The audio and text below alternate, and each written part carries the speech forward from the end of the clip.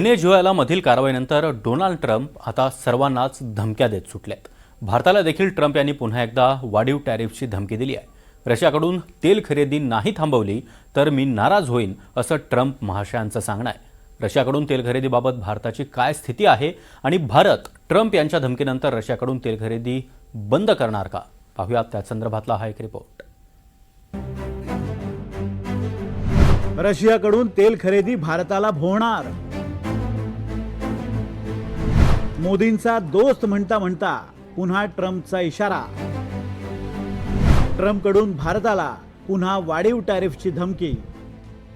भारत आणि अमेरिका यांच्यातील व्यापारी तणाव पुन्हा एकदा ताणला जाण्याची शक्यता आहे। अमेरिकेचे राष्ट्राध्यक्ष डोनाल्ड ट्रम्प यांनी रशियाकडून होणाऱ्या तेल खरेदीवरून भारताला इशारा दिला आहे। भारतानं मला खुश करणं गरजेचं आहे, अन्यथा आम्ही टॅरिफ वाढवू असं ट्रम्प यांनी म्हटलंय। मला खुश करायचं होतं। पंतप्रधान मोदी खूप चांगले व्यक्ती आहेत। मी खुश नव्हतो हे त्यांना माहिती होतं, त्यामुळे मला खुश करणे आवश्यक होतं। आम्ही व्यापार करतो आणि त्यांच्यावर शुल्क वाढवू शकतो।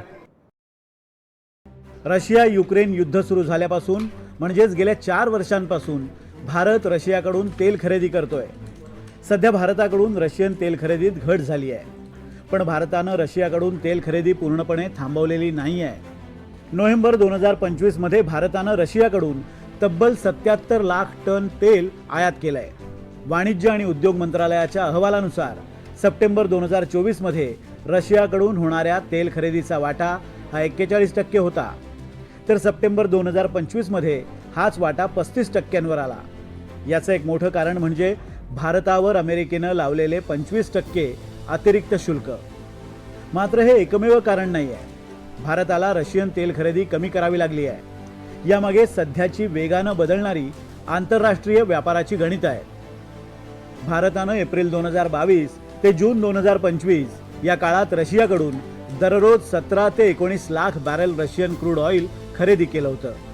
यामुळे भारताची 17 अब्ज डॉलर्सची बचत झाली। भारतीय कंपन्यांनाही कोट्यवधी रुपयांचा फायदा झाला। पण ट्रम्प यांनी ऑगस्टमध्ये भारतावर 25% टॅरिफ लावला, त्यामुळे भारतीय निर्यातीला सुमारे 37 अब्ज डॉलर्स नुकसानीचा अंदाज आहे। भारत हा रॉसनेफ्ट आणि ल्युकोइल या 2 मोठ्या रशियन तेल कंपन्यांकडून 60% तेल खरेदी करत होता।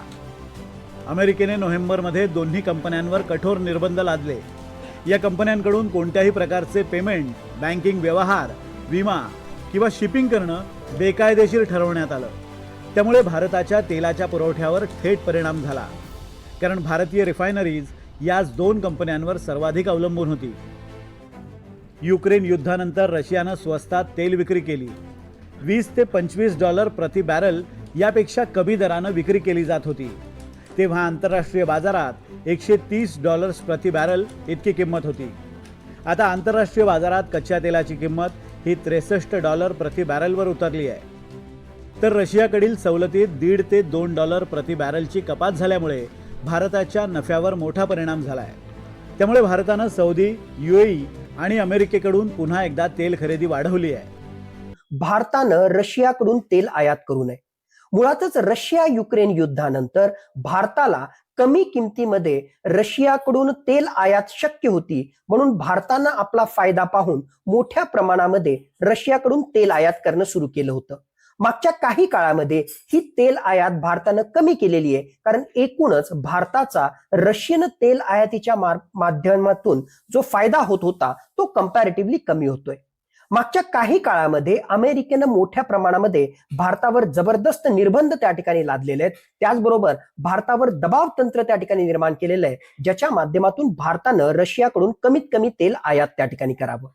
तब्बल 50% आयात शुल्क, ज्यामध्ये 25% रेसिप्रोकल टेरिफ आणि 25% आयात शुल्क हे भारत रशियाकडून तेल आयात करतोय आणि एक प्रकारे रशियाच्या अर्थव्यवस्थेला युक्रेन विरुद्ध लढण्यासाठी पाठबळ देतोय असा आरोप करून भारताविरुद्ध लावलेला आहे। अमेरिकेपाठोपाठ युरोपीय संघानंही रशियावर निर्बंध वाढवले। त्यानुसार रशियन तेलापासून बनवलेली उत्पादनं घेण्यास युरोपनं नकार दिलाय। 21 जानेवारी 2025 नंतर युरोपनं भारत, तुर्कस्तान आणि चीन यासारख्या देशांकडून रशियन तेलापासून बनवण्यात आलेलं डिझेल, पेट्रोल किंवा जेट टर्बो पेट्रोल खरेदी करणार नाही असा नवा नियम लागू केला। 2024-25 मध्ये भारतानं रशियन तेलापासून बनवलेल्या उत्पादनांपैकी सुमारे अर्धा हिस्सा युरोपला विकला होता. त्यामुळे हा नवीन नियम भारतावर थेट परिणाम करणारा ठरला. दरम्यान अमेरिकन दबावामुळे भारताच्या तेल खरेदीवर मर्यादा आल्यानंतर रशियानंही अमेरिकेला सुनावलं होतं. त्याचवेळी आम्ही भारत अमेरिकेच्या संबंधांमध्ये हस्तक्षेप करणार नाही असंही रशियानं स्पष्ट केलं. आम्हाला माहिती आहे की अमेरिकेकडून भारतावर रशियन तेल न खरेदी करण्यासाठी दबाव टाकला जात आहे, परंतु आम्ही भारत आणि अमेरिकेच्या संबंधांमध्ये हस्तक्षेप करणार नाही. भारत आपल्या राष्ट्रीय हितांसाठी अत्यंत स्वतंत्र आहे आणि आम्ही त्याचं कौतुक करतो. आम्ही असेही मार्ग शोधत आहोत ज्यामुळे आम्ही तेल खरेदीदारांना सहजपणे तेल विकू शकू.